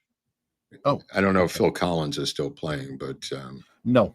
He's retired. Right. Yeah. And he's still alive, folks. Or he's not in hospice. He's alive. But no, and I'm so is Clapton alive, I think, from the last time I looked. Well, like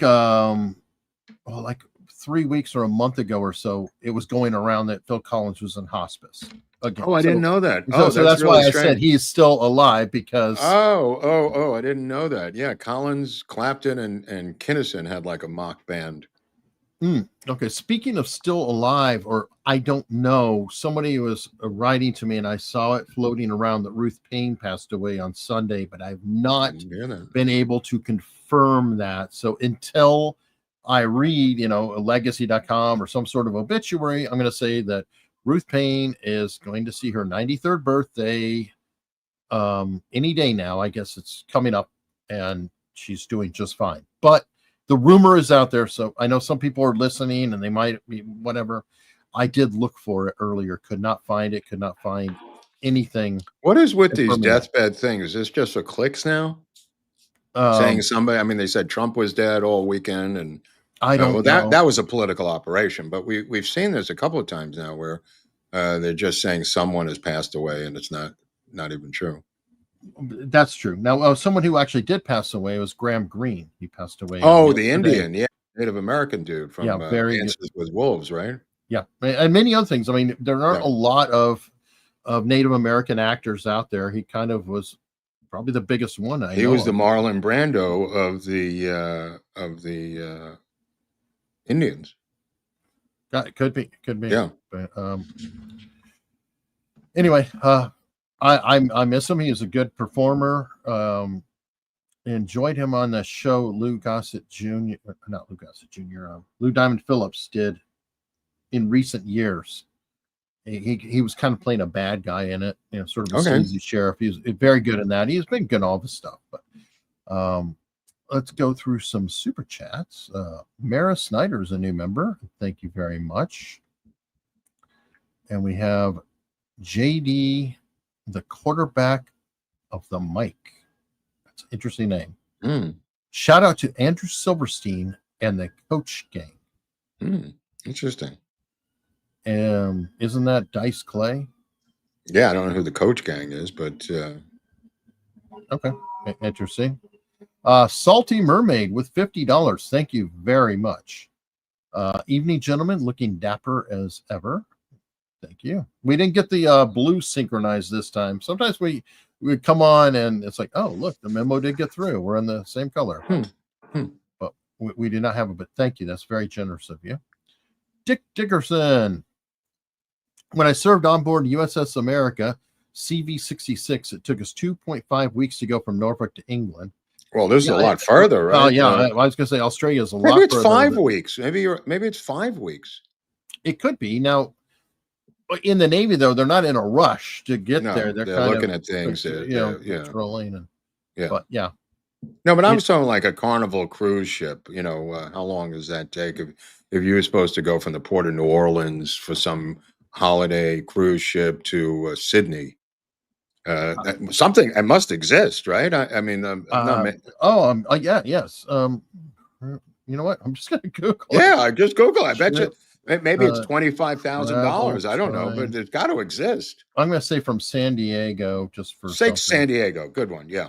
Australia to Perth or to Sydney.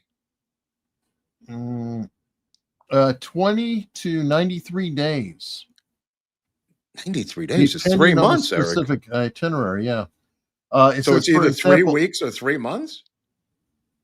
Yeah, so it says, for example, a 62-day cruise departing San Diego on January 4th with Holland American Line sails to Sydney, visiting various ports. Oh, they go around. They're stopping off and letting you off, So the minimum looks like 3 weeks.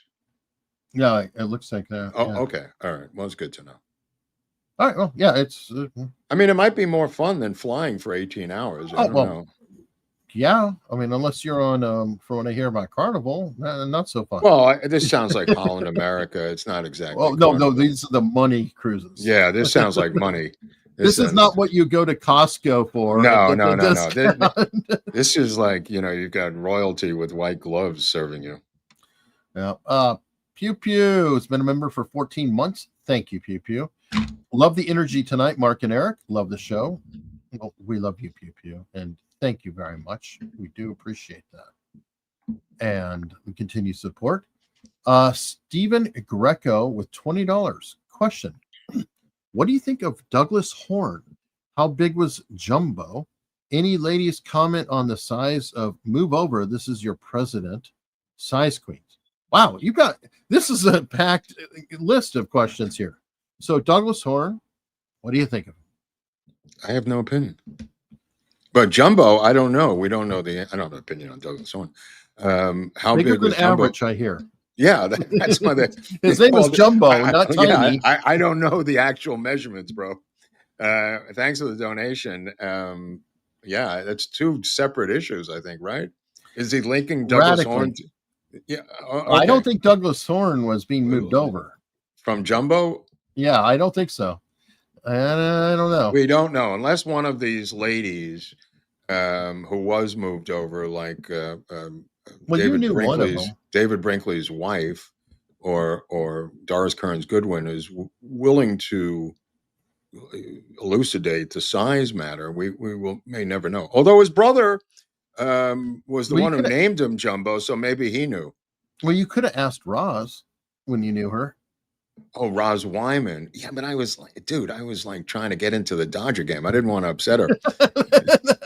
Plus, it's a little delicate question. I mean, well, you did ask. Did you try on a bathing suit? The Democratic chairwoman, the chairwoman of the California Democratic Party. I'm just trying to sit in the front row of the Dodger playoffs. I see. Well, you still had the balls to ask her, did you try on a bathing suit? That took a lot of energy to do that. Let me see. Hold on for a second. This was the last thing that Roz Wyman gave me, and it was at the playoff game. It was her last campaign, and it was for Dianne Feinstein running again for the Senate, and then she died. But this was What a is baseball bat keychain. Oh, okay. That says Diane on it. Okay. If you can see right there. Okay. I couldn't tell what it was from the side, but now I get it. No, it's a keychain, baseball bat. Okay. But it would be awkward for me to ask her the size of Jumbo. But she wouldn't say, is it bigger or smaller than No, that was too No, delicate. The fact that she told me about the bathing suit was because I was interviewing her because I was working on the script that Eric is turning into an audio drama. And I knew about the bathing suit and I had read about her. So I already knew the answer. But she laughed and confirmed it to my face. So that was fun. Okay, I am so glad that somebody in the chat, Snarf McGrew, makes me feel better because at a glance, the way you're holding it off camera slightly, it looked like a pregnancy test. What?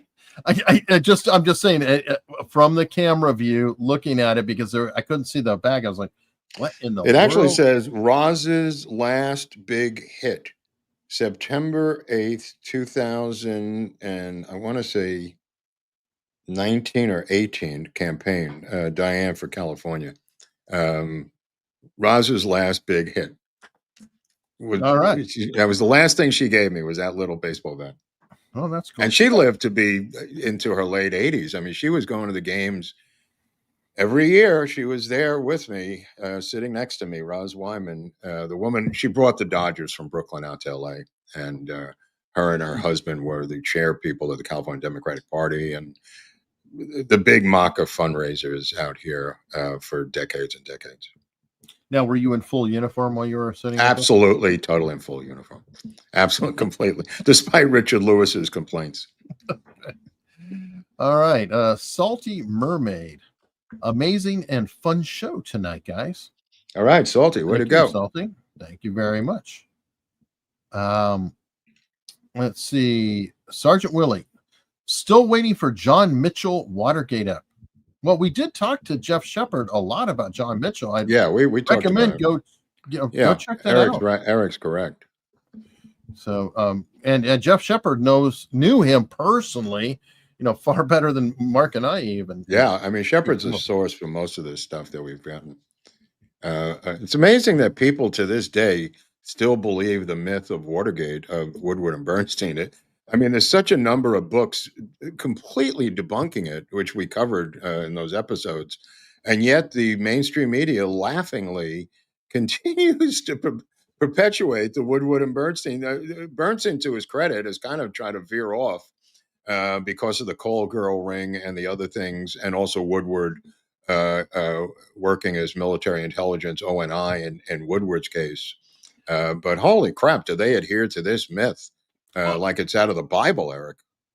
You know what? I literally just was listening to a video yesterday, and it was on the top 30 Hollywood films that were following reality. Yeah. And that one came up. Yeah.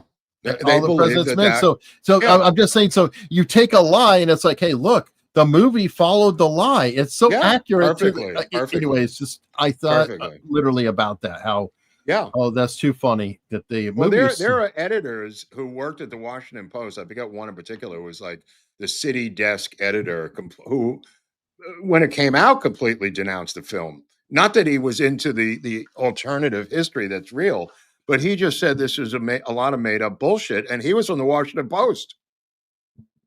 Wow. Anyway, I had to share that because I'm like, so even in the paradigm of YouTube videos, it's being promoted as this. Oh, absolutely. It's the big lie for a reason. I mean, it's Teddy Kennedy's revenge for Chappaquiddick. I mean, he's the puppet master behind the scenes going after Nixon. It's all Teddy Kennedy. Yeah. I mean, this has been pretty well established in numerous books. That's true. And also, more importantly, by Jeff Shepard. All right. Well, we talked a little bit about the mayoral race in New York earlier. There's another mayoral candidate who doesn't really look good for anyway, but he has an idea for a program. He wants to have feral cat colonies to claw back the rat problem. I like that you have in New York. Let's get to the mathematical problem because what they said on Two Way this morning is technically true. that only Cuomo can beat Mamdani, and only the black community can deal with Eric Adams, and only Trump could deal with Curtis Sliwa. That was the quote coming out of Two-Way this morning, Eric. I don't know if you saw that, but no, I was listening, and they've talked about it before. Yeah, and said that Sliwa could be given a position in the government to take him off the board, and they thought that might happen. And that Eric Adams and the black community can pressure him into getting out of the way, based on his incredibly low polling numbers, which actually reflect the actual population of African Americans in New York. There you go. Oh, there's the rats. There was a great video yesterday of two rats fighting on the subway, going at it. Like it was called Ninja Rats, and it was two New York subway rats standing up on hind legs, going at each other. It was very playful. Yeah, you get them on the stroller. Oh, how nice! Mm-hmm. Wow. Yeah, cats would help with that. Well, if you have feral cats, let them loose. But Sliwa doesn't have a chance. Nobody has a chance. This thing is done. And I know Mark is trying to keep hope alive. Not me, Mark Halpern. Well, Mark's living there. He's living there, and he's hoping and praying that it doesn't happen. But I'm sorry. And he hates Eric Adams too. So yeah, he doesn't like Eric Adams, and I'm sure he hates Cuomo. Yeah. You talk about the lesser of three evils. They always say the lesser of two evils. This is the lesser of three evils. Good point. Yeah. Good or point. Four evils if you want to count Mamdani. Oof. Yeah, I mean, he makes up the evil scale. He's got a pretty high level. Well, I'll go over it again. I remember seeing last week that Department of Homeland Security was looking into the naturalization paperwork of Mamdani. I don't know what happened to that storyline. It seemed to disappear, but I hope it's true. Maybe they're just going to wait and say, let's see if they can fix it themselves. And then at the last minute go, oh, you know what? You're not a citizen. It just needs enforcement. I don't think this is rocket science. It just needs a pair of balls. Yeah. Well, we'll see what happens. It is odd. Okay. You sent me this story. I'm always creeped out by genetic engineering and CRISPR, but what the hell is it? I sent you this? Yeah. I don't remember this story. First ever genetically edited horses could revolutionize sports and breeding as we know it. So I don't know anything about this story. I'll take the Fifth Amendment, but let's go anyway. All right. Well, they're looking at doing gene editing and CRISPR, and I don't know if you've heard about CRISPR, but it's really some go ahead. Stuff. What is CRISPR? CRISPR is a gene editing tool. It's huge in China, where they literally can just go snip and then change one thing in genes, and then when animals, people, whatever, when creatures are born, they've been edited. It is quite literally playing God. I cannot think of anything more creepy. Wow. But it's using cloning and whatever else. What are they going to make? Super horses or something? Yeah, essentially, yeah. I mean, so it's like if you can get Secretariat DNA or something, you can try to. I think I sent you that other story, which is right next to it, which is the Coldplay story for that douche. So that it's kind of like okay, maybe that's the one I sent you. I don't remember the horse story, but the horse story is pretty terrifying. Yeah, that's really terrifying. But yeah, I mean, super horses. Coldplay guy. I mean, Mr. Ed just stampeding through the town, killing everyone. Mr. Ed Wilbur. Ouch. All right. This is nice. You're fans and you get called up on stage and he mocks your civilization and your country. That's nice in front of everybody booing. He seems like a class act, this Chris Martin. Well, he was doing better with the CEO. Because I'm like, Coldplay has been out of the headlines forever, and now they're literally in the headlines twice in the past month. Is that true? Yeah. Is he British, by the way? Somebody said he was British. Yeah. Nobody hates the Jews like the British. I would say the Greeks. The Greeks. Oh, well, they're coming in strong. I mean, obviously the Qatar and the Middle East. That goes without saying. But and then the French, you got to hand it to the French. They had Klaus Barbie. He was the butcher of Lyon. You got to give him some credit in the top 10. So you got to hand it to the French. Were tough. The Poles, very brutal. Mostly the Catholic countries were the harshest during World War II. Oh, maybe in Greek Orthodox, pretty strong Catholic. Well, no, I'm saying the Catholic, though, were considered to be the real tough countries on the Jews during the Holocaust. Okay. I believe that.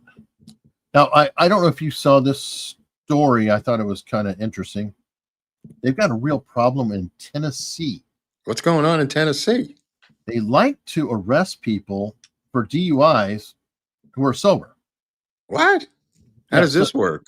Okay, so this same cop arrested, his name is James Zahn, and he's a Tennessee Highway Patrol. Right on. He's arrested 8 people now who were all sober. And it has happened again, folks. Another sober driver has come forward saying she too was arrested by a state trooper for DUI. She now makes the 8th innocent person arrested by this single trooper for a crime she didn't commit. Our chief investigator, Jeremy Finley, continues the sobering problem investigation tonight. What's Jeremy, going she on? contacted you after seeing your last story. Yeah, that's right, guys. It was just last week when I reported that Trooper James Zahn had arrested 7 different people for DUI, and all their blood work later came back showing they were completely sober.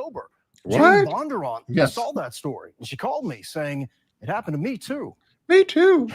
Put your hands straight out beside you. So there's something you need to know right off the bat about this video of Jane Bondurant's field sobriety test She seems last fine. November. It is not being recorded by a fellow police officer. What made your friend think, I need to record this? I think she was so shocked that I'd even been arrested. I don't want to go too much in case of copyright claims, but anyway, she's a former U.S. attorney. Wow. This guy arrested. What's with this guy? He just wants, what do you get, a bonus for you arrest 10, you get a bonus? Apparently, it's a more widespread problem because while I was trying to find the right story for it, I found this. 600 cases. What? They have over crazy. 600 cases. 609 cases were arrested for DUI. They were completely sober at the time between 2017 and 2023. So did they take a blood test and they were vindicated? Is that how they... their blood test, and like that one I was just showing you, I mean, it literally showed she had 0 alcohol. Like, I mean, she had no alcohol, no drugs. She had like residual sleeping medication that was, I guess, obviously from the night before, Ambient, but probably. way low. Yeah. So I thought that was kind of. There any consequences to this guy, or they just keep? What is he? I don't know, and that is something that is really, I mean, it's troubling to me. It has happened again, folks. Before they had they talked to the governor, and he kind of was like mealy mouthed about it. So who's the governor down there? Hold on. Is it that Rhino guy? Sober driver to be arrested by troopers on. I know they. Well, it's Tennessee. At this point, the THP, he thinks. I'm wondering. This guy if looks you like an feel alcoholic. At this point, the THP needs to be reviewing how it's conducting DWI investigations. Well, I think we have, in fact, just in this past year, put in place a requirement from TDI to provide transparency around those cases. I think that's the first step, is transparency. He keeps saying the word transparency. It's like a total non-answer. What is that? Transparency of what? Of what? Yeah, I mean, I think it's transparent. We see that that's happening. Well, what are you going to do about it? What kind of transparency? Now it has been transparent because we see it. Yeah. I think we have the transparency, bro. Anyway, I just want to share that I've never seen anything like that. By the way, speaking of transparency, apparently the mother of the trans shooter was kind of innocent in this thing. Yeah. That's transparenting. And the father was much more guilty. Yeah, apparently the mother really got a bad rap, was away for 3 years, told him no, and was against him doing it the whole time. Andy No has really come out. Did you see where the kid worked? I did not see where he worked. Where did he work? So the kid worked up until the shooting. We're talking about the situation in Minneapolis. Kid worked at a weed shop, and he wrote in his manifesto that weed vaping is destroying my brain. Please, parents, tell your kids, stop your kids from smoking weed. He wrote this in the manifesto, and the guy sounds completely sane in the manifesto, by the way, that I was reading about how weed has completely FUCK'd his brain, and he was working in a weed shop. See, that honestly, that whole thing is so confusing to me, because it seems like he was a tragedy trying to untransition, trying to but then he goes and kills people, and it's like everything else he was is out the clearly window. saying I am insane in the manifesto. He was saying, and any way you could possibly say it, that I'm totally insane. Okay. I mean, in a perfect world, somebody would have read this and interdicted, in some way, but that didn't happen, sadly enough. Yeah, I don't know. But I mean, it's not like the guy didn't. Not to defend him, but I'm just saying it's not like the guy wasn't crying out for help, saying I'm mentally ill, because he was. I understand that, and yeah, I will. Again, that's not a defense, right? But I will always have to say he still killed kids, so it's kind of like a. You have to say that every time, really? Well, yeah, I do. No, because I don't want to. No, I think that comes with the Well, part of the reason I'm saying that is because I feel like the news and media spends so much time about this poor trans person. I didn't. And overlooking the death of the children. So yes, I feel like it. Well, it both does things can warrant- be true, Eric. I mean, they Absolutely. And yeah, and I agree. Toe Gunner, as a matter of fact, Corolla said this for years. I always like that. He said, in these murder self-deletion situations, just reverse the order and save a lot of time and help everybody. It's true though. Gregory Irving from England with 20 pounds. Thank you very much. Great show. Your wife loves us? Well, this guy hates us, but you know what? My wife is forcing me here at knife point. Luckily, England is about to remove knives from people, but she's got a knife to my throat right now, forcing me to send 20 pounds to you guys. How long does a ship take to go from England? It must be a week, right? From England. Well, he just said earlier. What did he say earlier when the super chat? I completely forgot. I completely forgot what the guy said now. I think he said 15 days. Oh, 15 days. Right. What about the Titanic? Well, the Titanic went up north and then hit the iceberg, and that was in the North Sea. Well, North Sea. I'm going to fly via Iceland. So you're going to fly to Iceland and go to Reykjavik briefly, I presume. On the way back, yeah. Yeah, they've got a really cool deal if you go through Iceland with Iceland Air, where you have a layover at an airport. They have what they call a free stopover, so there's no extra charge, and you can say, okay, well, I'm going to stop there and then leave in a day or two, and then that encourages people to tour the area. So I'll get to see Reykjavik and go on one of the tours with Leslie. So, well, if you go to the airport in Frankfurt, they even have massage parlors and porno stores. Yeah, I'll enjoy Iceland. Thank you. They have extra stuff in European airports that they don't have here. Oh, okay. Not everything I feel like I'm missing. No, I'm not saying I'm just pointing it out. I'm not saying you're missing anything. It doesn't have anything to do with you. But that being said, there's airports in Europe that have all kinds of different things. All right. Well, Al Gonzalez is thinking of you, and he's saying, Mark, I know you miss New York. In Dallas, I'll bring you a New York scented candle. What is it? Smells like pot, piss, and a homeless guy. Rolled into one. I don't know how you're going to transport that to Gonzalez. Don't you already have that in LA, though? Yeah, we have our own version of it. It's not the same as what Al's talking about. Al was talking about this incredible scent that is gathered together by these three different things. Once you know where you get it, Al?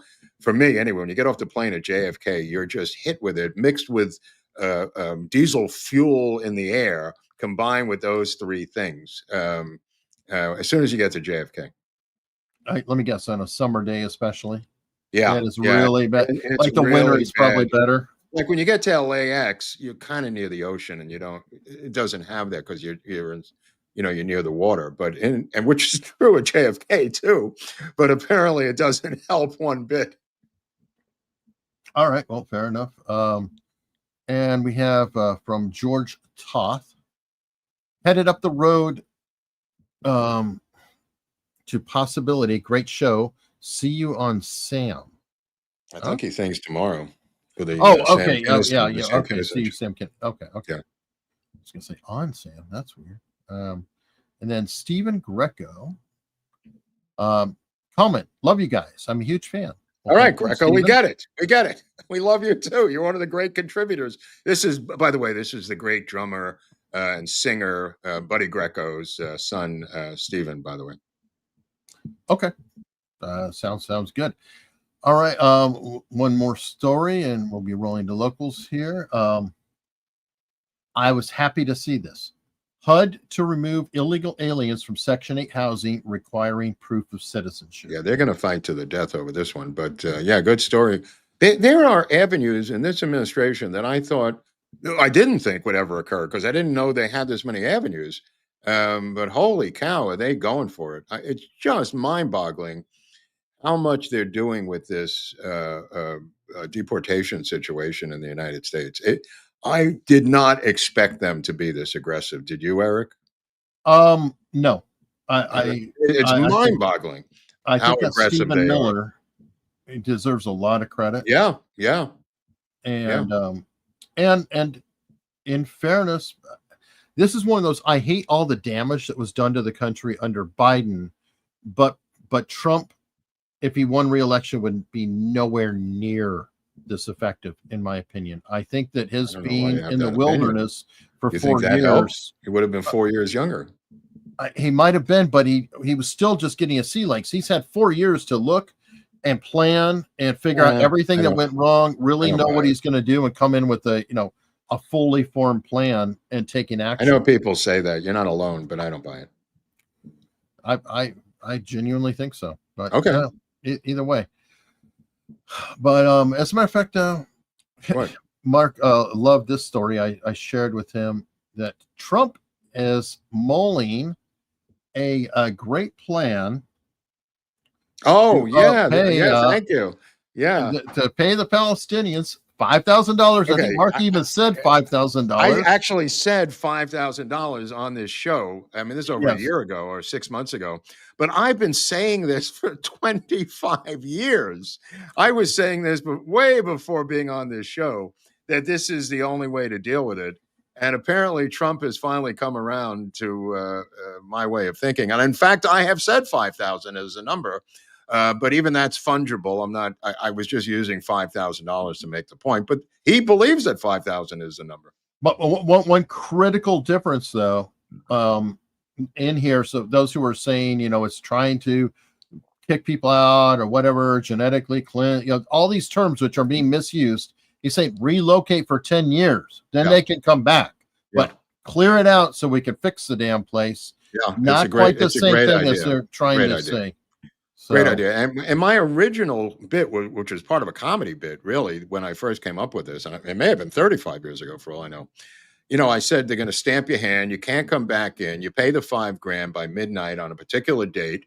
They cherry pick what countries you're going to go to with prearranged deals. You split them up into 12 or 15 Arab countries, and you pay those countries X amount of money, obviously, to take them.